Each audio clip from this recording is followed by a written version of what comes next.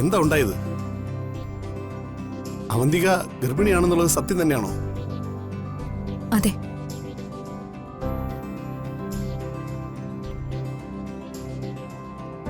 എന്നെ ഒന്നും പറഞ്ഞ് ഭീഷണിപ്പെടുത്തിയിട്ടൊന്നുമില്ല. അവന്തിക ശരിക്കും ഗർഭിണി തന്നെയാ.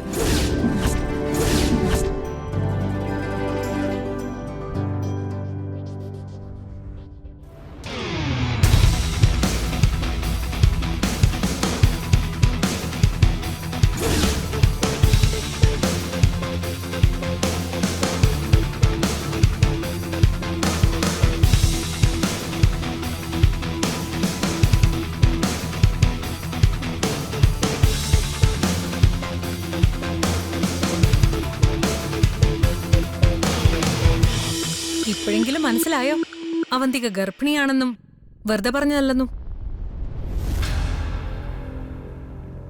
ഇത്രയും വലിയൊരു സന്തോഷ വാർത്ത കേട്ടിട്ടും നിങ്ങളുടെ മുഖം എന്താ ഇങ്ങനെ ഇരിക്കുന്നെ? ഞാനെന്തോ നാടകം കളിക്കുവാണെന്നും ഇപ്പൊ ശരിയാക്കി തരാന്ന് വലിയ കോൺഫിഡന്റ് ആയിട്ട് പറഞ്ഞ് എന്റെ മുറിയിലേക്ക് കയറി വന്ന ആളാ സന്ധ്യ.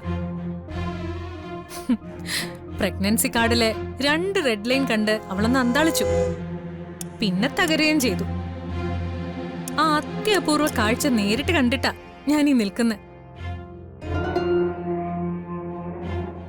സന്ധ്യയുടെ മുഖത്ത് ഞാൻ കണ്ടതിന്റെ 3 ഇരട്ടി തകർച്ച ഇപ്പൊ ഈ 2 മുഖത്തും കാണുന്നുണ്ട്. ഇങ്ങനെ കാണാൻ വേണ്ടി തന്നെയാ ഞാൻ നായ്ക്കോലം കെട്ടിയതും നിങ്ങൾ പ്രതീക്ഷിച്ച സമയത്തൊക്കെ കുരച്ചതും.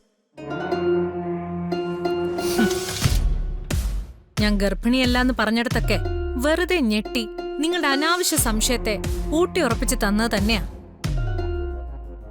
അതെന്തിനാന്നറിയോ? ഇതുപോലെ സ്വപ്ന പരകോടിയിൽ നിന്ന് താഴേക്ക് പതിക്കുന്ന ഇങ്ങനെ നിൽക്കുന്ന നിങ്ങളെ കാണാൻ വേണ്ടി തന്നെയാ. 10 മാസമാവുമ്പോ അവന്തിക പ്രസവിക്കും. ഞാനതിനെ വളർത്തും. എന്റെ ഉള്ളിലെ പക കുഞ്ഞിനെ പകർന്നു കൊടുത്തുകൊണ്ട് തന്നെ ഞാൻ അതിനെ വളർത്തും. പൊക്കിൾക്കൊടി ബന്ധം പോലെ ആവില്ലല്ലോ മറ്റൊന്നും.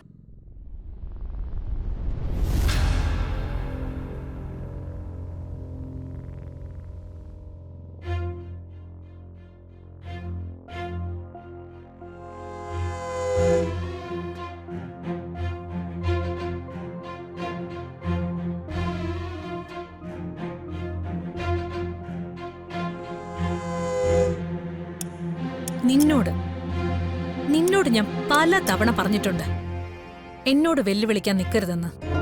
നീ എന്ത് കരുതി? എന്നെയും തോൽപ്പിച്ച് നിനക്ക് ആയുഷ്കാലം ഈ വീട്ടിലെ ആരാധ്യ സ്ത്രീയായി വാഴാന്നോ? നിന്റെ ആ മോഹം ഒരിക്കലും നടക്കാൻ പോകുന്നില്ല അർച്ചനെ.